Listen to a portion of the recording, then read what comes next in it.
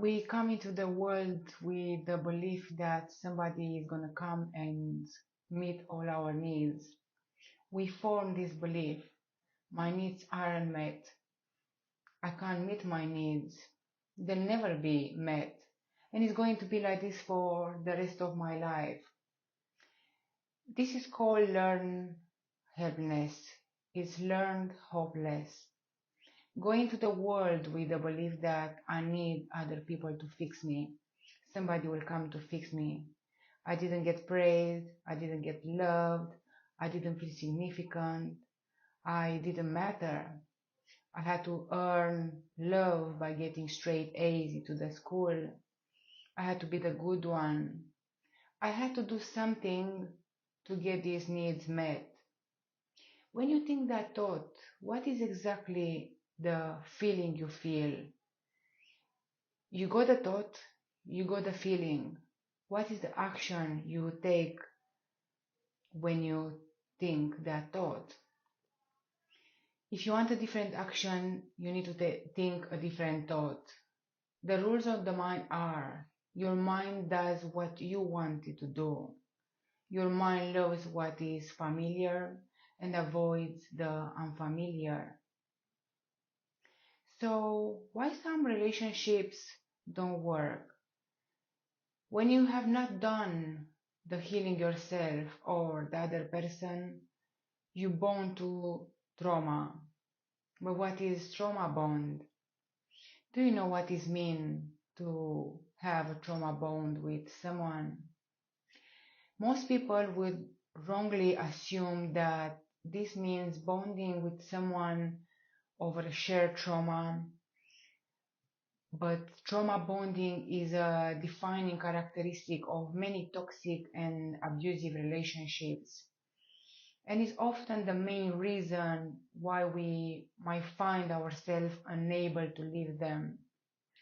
A trauma bond refers to the deep emotional attachment one might feel toward the abuser and is more likely to develop in those who have experienced in the past abuse, exploitation, codependency.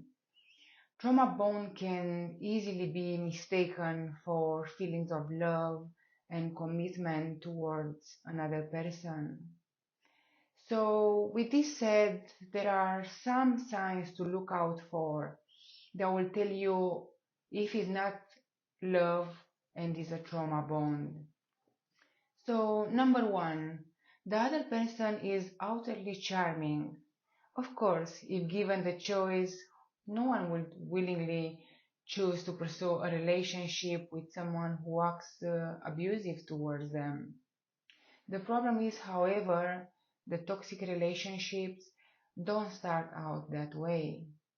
And it's usually only when you already experience the abuse that you start to realize something is wrong. You might develop trauma bonding with someone if they are outwardly charming, sweet, caring, and seem trustworthy to you. But don't be fooled. There might be something more sinister lurking beneath it all.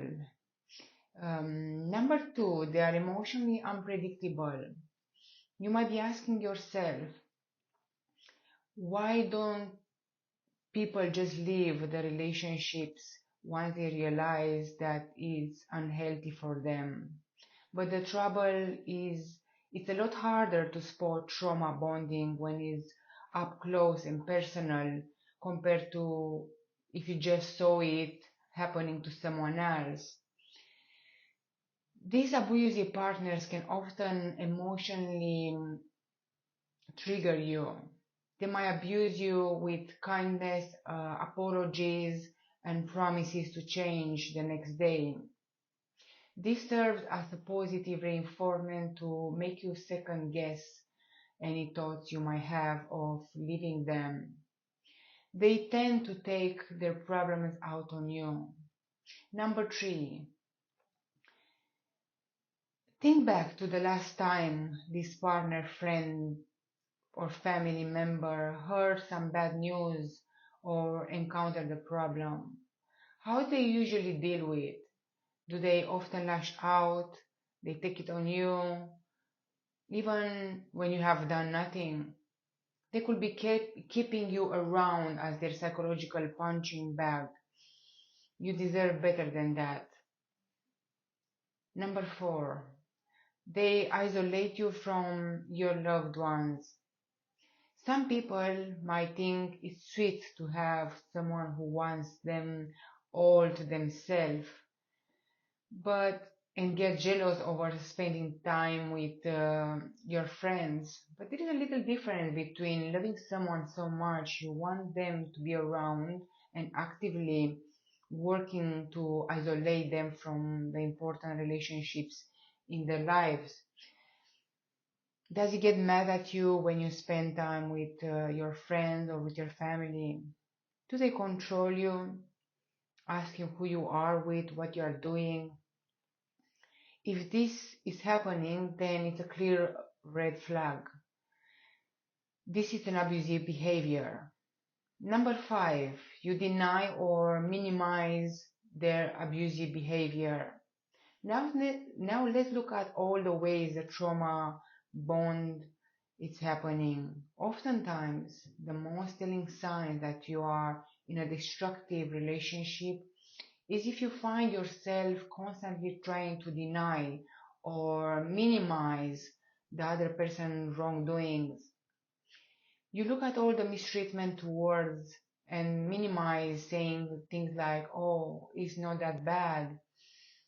It's because it's just a moment, and you trying to brush it off, confronting what might be, without asking yourself, is this person abusing you?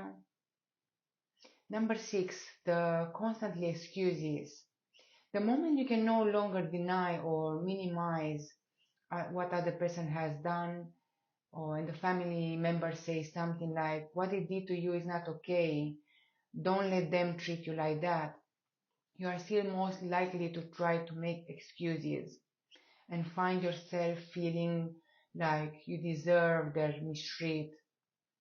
Once you start thinking like that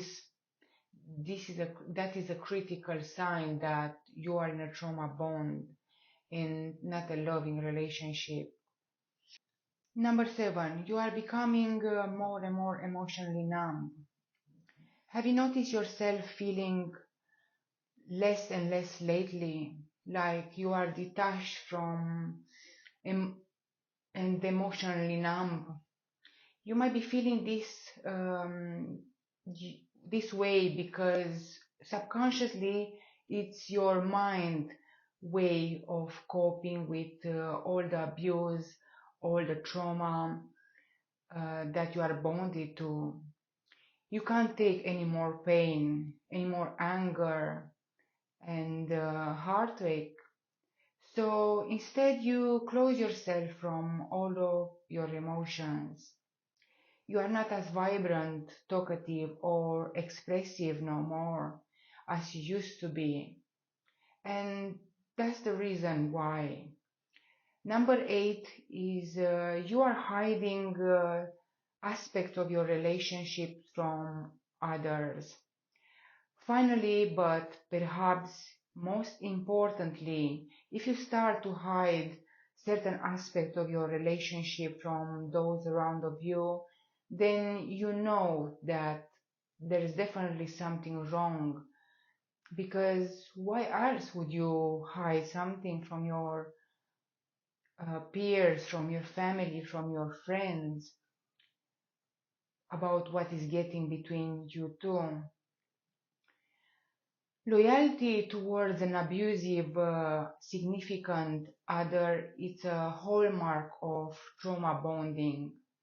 So you might find yourself becoming defensive or even angered by other people's attempts to intervene in your relationship and help you.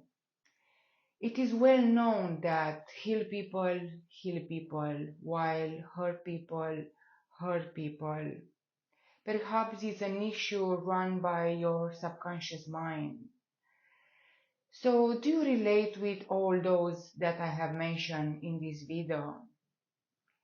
If you know that you getting through this kind of aspect in your relationship, or you know someone that is getting through a trauma bond, you might want to take action and seek support, seek professional advice, or get in touch. I can help you also.